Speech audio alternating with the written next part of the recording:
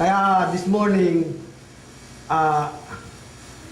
purihin ng Diyos, I will give basic, principles of God, how for us to be blessed. Basic lang yan. Okay, ang ating message po ay basic rules for soul winning. Ito po ang gawin mo. No? Araw-araw, mag-pray ka kay Lord kung sino ang sesyaran mo ng kanyang pag-ibig at ng kanyang pagpapala at kanyang kaligtasan. Dapat yan ang desire ng puso mo. Yan yung Matthew 6:33. Hindi yung inisip mo, tinapay, lugaw, Jollibee, bigas, kanin, ulam, merienda, puro panis. Paulit-ulit ka na lang. Mamamatay kang ganyan. Hindi, Matthew 6:33 ka. Matthew 6:33, seek you first His kingdom, His righteousness, and all your needs will be added, will be provided, will be supplied. Hindi ka na mag-i-struggle sa buhay mo. Hindi ka na matotroubled sa buhay mo. Isusupply na ng Panginoon yan. Bahala siya. No? No problemo. Mexicano. Muchos gracias. Basic rules for soul winning. Ito po yung pastor nyo. Hanggang ngayon, nasa puso ko kaluluwa. I have no anything in my heart, in my mind, but the first, to win souls for God's kingdom. Yun ang trabaho ko. Pangunahing mga panunturan para sa pagdadala ng kaluluwa sa Panginoon o sa kaharian ng Diyos. Alam niyo po, yan po yung puso at tibok ng puso ni Jesus. That is the heart and the heartbeat of Jesus Christ. Kaya nga iniwanan niya ang langit eh. No? Iniwanan niya yung langit, iniwanan niya yung comfort zone para mag-alay ng kanyang buhay doon sa krus ng Kalbaryo para ang tao ay magkaroon ng kaligtasan. That is the main purpose, the main mission of Jesus Christ. Yun ang tibok ng kanyang puso. That is the passion. Kaya may passion of the Christ. Not passion for money, not passion for gold, not passion for riches, not passion for material things, not passion for anything of this world, but passion for the lost and dying souls. Hallelujah. Alam niyo kung totoo kang may espiritu, yan ang una sa puso mo. Pag wala kang espiritu, puro siya pepe, material, gadgets, mundo, laman. Pero pagka-spirit yan, automatic yan. Amen. Kaya dito po, pag dapat bukas ang puso mo. Ngayon, kung meron kang alam ng kahinaan mo, isurrender mo kay Lord. Parang baso ka, ipalinis mo. Para mapuno ka ng tubig, that is the Spirit. That is the power. Amen mo ba? Mga kabataan, kayo po, kaya naglalakad ka, saan ka man naroon, yung Espiritu ang naglilid sa'yo. You're led by the Spirit of God. Hallelujah.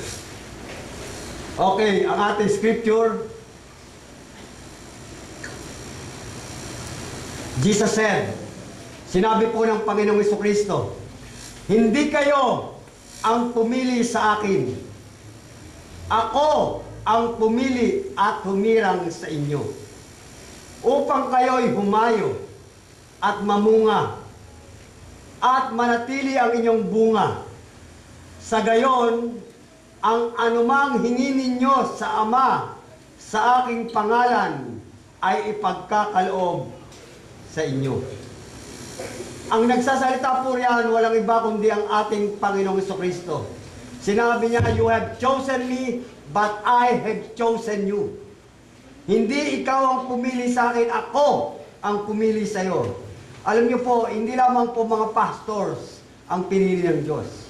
Hindi lamang po evangelists, not only Morris Cerulo, not only Reinhard Bonnke, not only Brother Eddie Villanueva, not only Joyce Meyers, not only Pat Robertson, etc.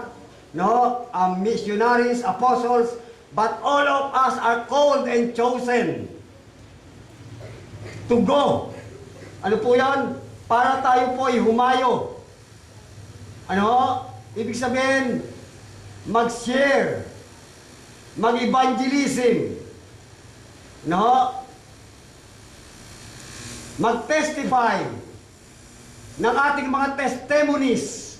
Ano ba ginagawa ng Diyos sa buhay mo? May ginawa ba? May ginawa ba? Pagka walang ginawa, alam mo, you are not convinced that your God is a living God. Inulit ko, ang buhay may ginagawa. Ang patay, wala. Amen po ba? Hallelujah. Upang humayo, magpatotoo, mangaral, mag-share, magbahagi, at mamunga. Ito po, pag nakuha nyo itong tatlong formula, humayo, hindi lang humayo. Kaya meron tayong personal evangelism eh. Hindi ko utos yan. Utos yan ni Lord. Amen po ba? Tapos humahanap ka ng pagpapala, eh swell naman tayo sa utos ng Diyos. Okay, basic rules for soul winning. Next. Ito po yon. Para mamunga po tayo, no? Number 1, pray and seek for opportunities and use them. Yung pananalangin at maghanap. Lord, pagka nag-pray ka ni Lord, yung ano ko, Lord, yung akin, Lord. Hindi, Lord, ano ba gagawin ko sa araw na to? Sino ba ang sesyaran ko, Panginoon? Sino ba ang ilalapit ko sa iyo, Panginoon? Sino ba yung aagawin ko sa kamay ng kaaway, Panginoon?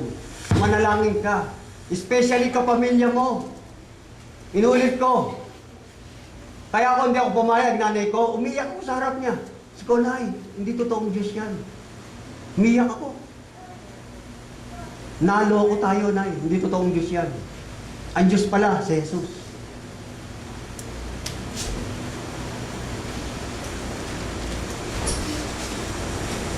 Araw-araw, I pray, I cried, I fast. Not only prayer, I have weekly fasting. Kaya ang hirap ko i-programa ang katawan ko.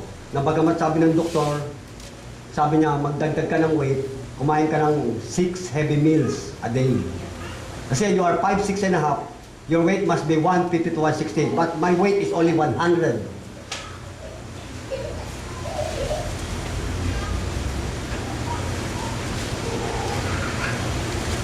Miss ginagawin kong program sa katawan ko, dahil since na-born again ako, that is the program of my body. First, when I wake up to pray, then weekly I have fasting.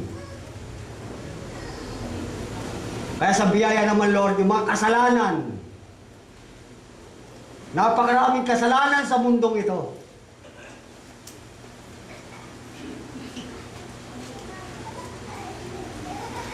Hallelujah. Prayer. Kaya ang sinasabi ko sa inyo, my breakfast is prayer. Alam niyo, pag kaya ng ginawa nyo, you are healthy spiritually, you are healthy physically, you are healthy emotionally and mentally. You are very, very healthy, not only healthy. Hindi ka kayang dali ng mga kabarisahan o problema o pagkatakot o nervyos o stress ng buhay.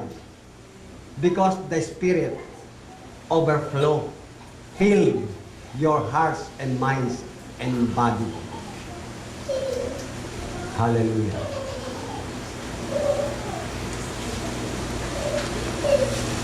Pray. Kasi pag hindi ka nag-pray, wala ka talagang passion. Ang passion mo, puro pera, puro material, puro cellphone, puro gadgets, puro credit card. Yan ang passion mo. Pero pagka prayerful ka, you are led by the Spirit. Ngayon, kung meron kang kapamilya, kamag-anak, pag uwi mo mamaya, araw-araw, lumuhod ka at umiyak ka. At mag-fasting ka.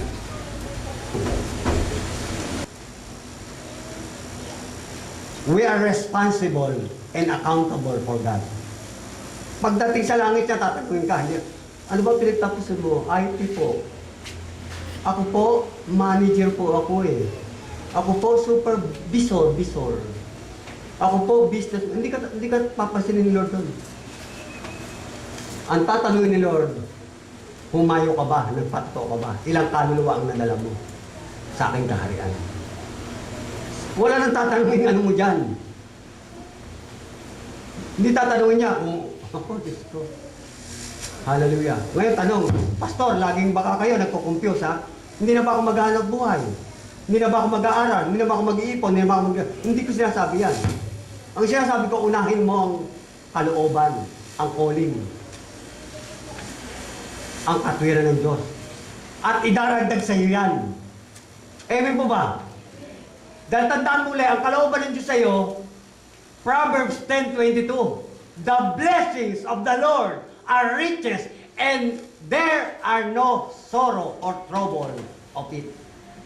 Ang tunay na pagpapala, yung hindi ka naman problema, yung hindi ka nababalisa, yung hindi ka nag-struggle, yon ang tunay na pagpapala ng Panginoon. Pero pagka yung sinasabi mo na problema, that is not of God.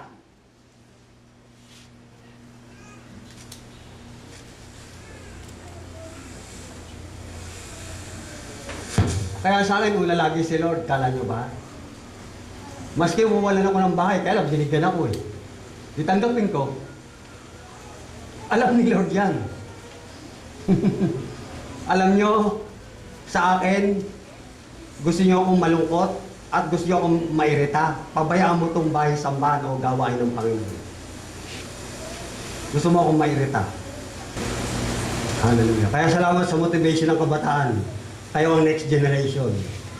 Yung mga tatay at nanay, ano na yan eh? Malapit na i-rapture yan. Totoo yun, hindi na tayo tatagal ng 10 to 20 years dito. Walang tatagal dito. Tayo maglingkod ka na. Kaya sabi ni the most talented and richest man, si Solomon, di ba? Alahanin mo yung Diyos, pag malakas ka pa. Malakas pa tuhod mo. Hindi ka pa stroke. Wala ka pang hypertension, wala ka pang diabetes, wala ka pang... Di ba? Pagka malino... Ngayon, alam nyo, ayaw magbasa ng Bible. Dati nga hindi ka na makakabasa. Mata mo, blood. Hindi lang blood. Kaya mga kabataan kayo, mapalad kayo. Magbasa kayo, Joshua 1:8. Magbasa na kayo, magbasa. Pagka yung nagkaedad na kayo ng 40, papuntang 50,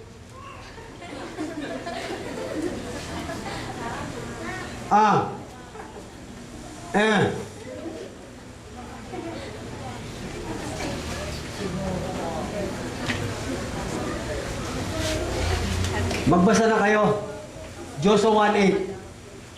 Huwag niyong kaliligtaan ang aklat na ito, bulay-bulayan niyo araw-gabi, dili-dilihin nyo, namnamin nyo, ilagay nyo sa puso mo, sa isip nyo, sa buong pagkatao mo, at ikaw ay giginhawa at magtatagumpay sa iyong buhay. Ito ang road map ng buhay mo.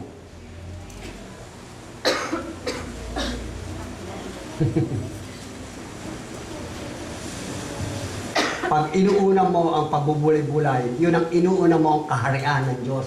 Sa kaharian ng Diyos, walang kahirapan, walang bankrupt, walang anumang pasanin o negative things doon. Amen po ba? Yun ang supply mo. Pagka sa lakas mo lang dito, yun ang supply mo. Kaya kulang-kulang tayo eh. Meron na, kulang eh. Wala eh. Hirap talaga ng buhay. Maraming problema sa asawa, sa anak. Ay, nako. Paulit-ulit, ganyan ang ano mo, attitude mo. Hallelujah. Okay, 24 hours, gamitin mo yan. Hindi puro sa trabaho, unahin mo ang pagpe-pray. Amen po ba? O, taas ka natin kamay natin. Taas mo natin for the Lord. Let us have tinatawag ng covenant. Lord, you have given me life.